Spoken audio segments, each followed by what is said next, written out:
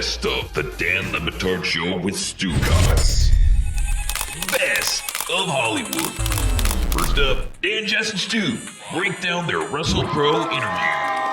Stugotz, we usually don't gather around at night to do interviews, but you, me, and Jessica heard that Russell Crowe was available. He only became available because Jessica was so excited about this movie, The Popes Exorcist, that the people around Russell Crowe heard about her enthusiasm and said, let's get him on the show. But he was joining us from Australia. Mm-hmm. It was at night, and I'm just going to say, we're going to play it for you next week. They've asked us to hold it, but without spoiling too much of it, the whole experience was odd. Yeah, organized, but odd. You're right, yeah. We got on a Zoom with 12 people from the studio, and then they sent us to another Zoom where we waited for Russell Crowe, but we were in a waiting room, and so we didn't know when he was coming, and we were supposed to do the interview at 7, and he wasn't ready until 7:30. So by the time we started, we were all super rattled, I think. Yes. And Dan had a historically bizarre interview, according to Valerie. Wow. Wait a second. You guys... So they treated the Zooms like actual physical rooms where you walk into a room and wait here and then someone will take you to another room? We started in one room, okay, with his publicist, with some other people. No, I don't even know who the people were. I've got to explain this because it was a labyrinth. It was a labyrinth of Zoom rooms. It was startling the number of handlers.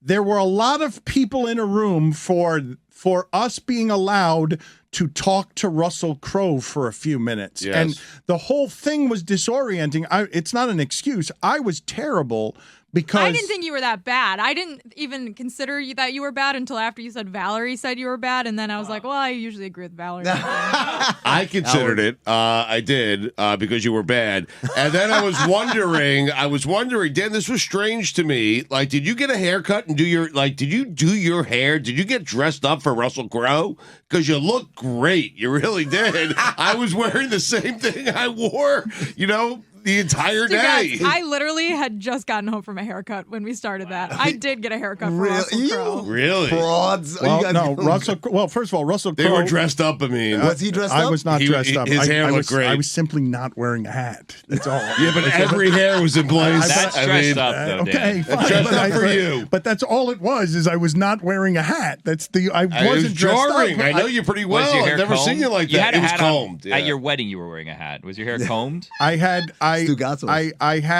showered, and so my hair was wet, is all that was happening.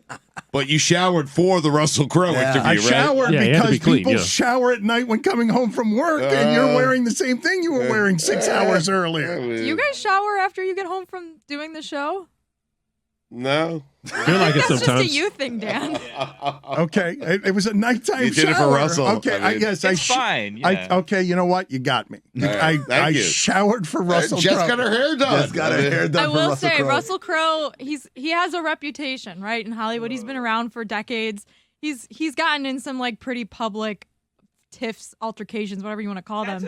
He was perfectly lovely and very friendly and nice to us. I was actually very surprised. Maybe that's why 12 people were on the call, to make sure nothing went awry. I mean, He's walked out on interviews before. I have never seen anything like this. 12 people just to get us to another room where Russell Crowe was a half hour late, by the way. It's like they didn't want you guys to access, maybe share that link to your friends and stuff. Yes, I think it's like 7 layers of security, and maybe they only need 2, but it was pretty wild. See, I'm the type of asshole who would have asked each person what they do, because I need to know who are these 12 people on the call. I just want to explain to people how the labyrinth worked. Sorry for cursing. To be so close to this Hollywood person.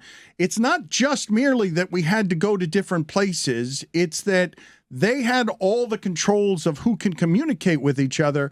And what ended up happening is Jessica, Stugotz, and I were separated and spent more than a half hour staring at a white slate in a room that made me text them saying, you guys do realize this is a psychological experiment, and there are 3 journalists still holding to interview him for Gladiator. They're trying to test. How long will They're we trying wait? to test how long will we sit Virtuosity. alone staring Wild. at a white screen with no one communicating with us before people just trickle out and leave because we've been here so long. And now, the actual Russell Crowe interview with Russell Crowe. Russell, I was wondering, when you saw the script for this movie, is this something that you thought, all right, now I have to read all of Father Amorth. He's the LeBron James of exorcisms. I have to go read all of his books to prep for this now? Well, not all of them, but at least the first two. That's what actually fascinated me, because when I first read the script, I thought somebody had made up the job chief exorcist for the Vatican. I didn't think that was a real thing.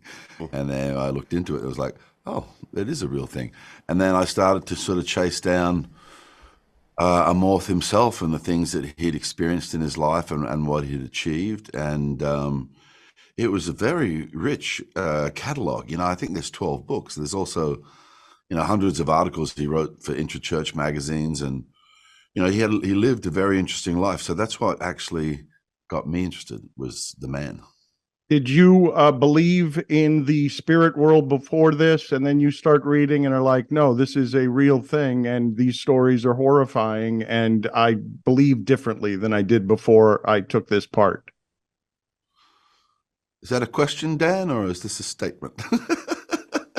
It is a question. I was thinking the same thing. My experience is not that at all. My experience comes from a point of view of objectivity, and I look at this thing as a piece of entertainment, you know, and there's other processes involved, and I have my sort of thoughts about those as well, you know, but, you know, one of the key things in my gig, man, is you never lose that objectivity. You've got to sort of be back from what you're doing a little bit, you know, in order to get the, you know, the result that you want. It's not just something that you dive into, you give everything over to, and then you fully take in the beliefs of everything that you're doing, because that would be very unhealthy.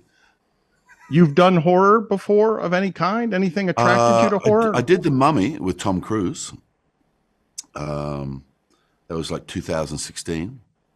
But, you know, the thing is man, I got to look for fresh ground. You know what I mean? I can't do my job and just keep doing the same character or the same type of character in the same place. I've never done that, you know?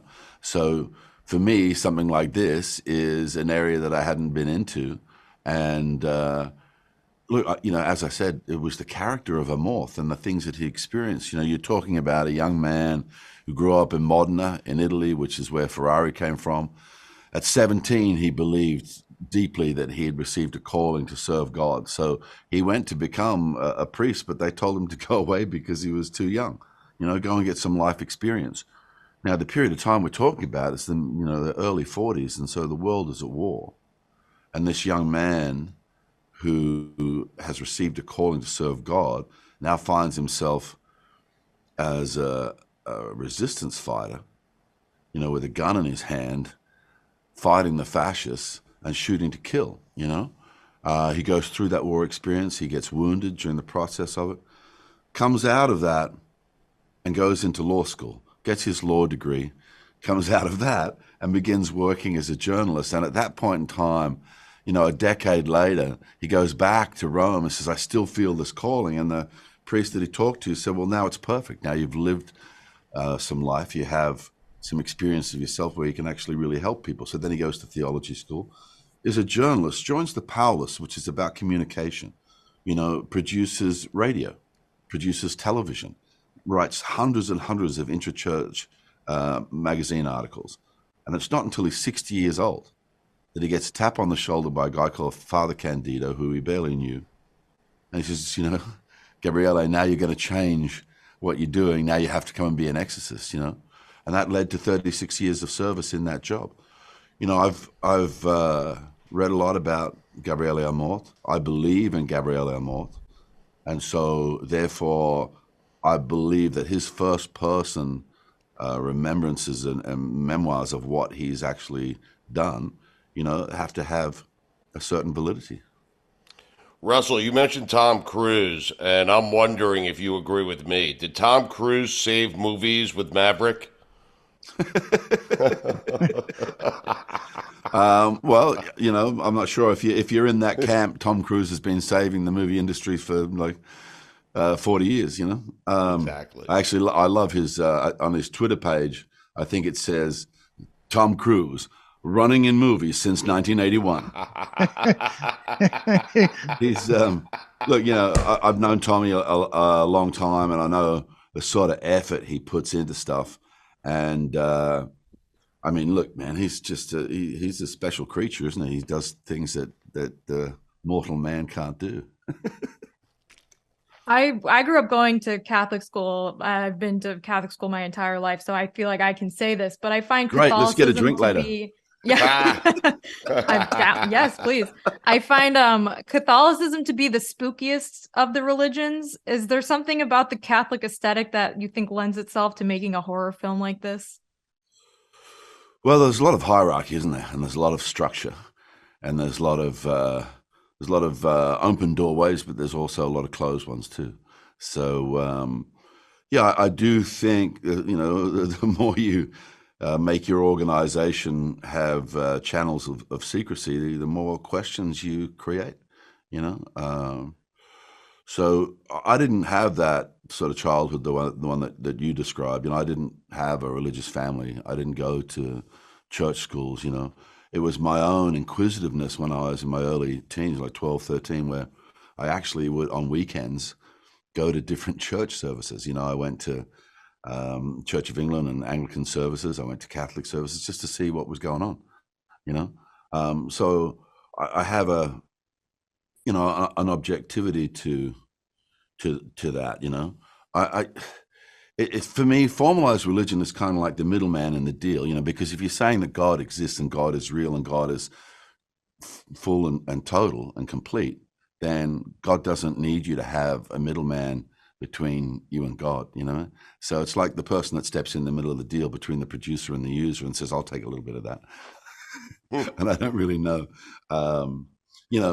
Obviously, for all the cynicism that you can have about religious organizations, you also have to stack that up against the good that they do and the community that they create and the connection they create for people.